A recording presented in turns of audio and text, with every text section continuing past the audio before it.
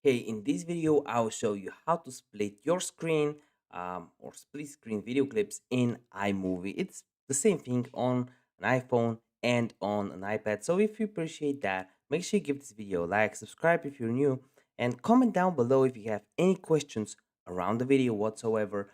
I would love to help you out in the comment section down below. So you want to click on the plus sign, click on movie, and add one movie as the base movie. For example, this one. So how do you add the split screen? Well, you want to click the plus sign again, click on video, add another one.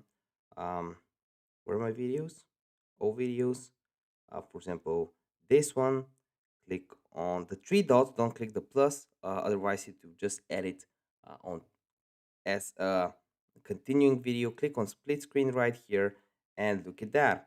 You can see both videos at the same time with the split screen. If you want to edit some of the settings, you want to click on the second video, and you can click some settings just like this to remove the bar on top, maybe make them vertical on top of each other, stuff like that. If you want to flip the video, you can use two of your fingers and flip it just like this. So yeah, if this video helped you out, give me a like and I want to see you in the next one. Bye.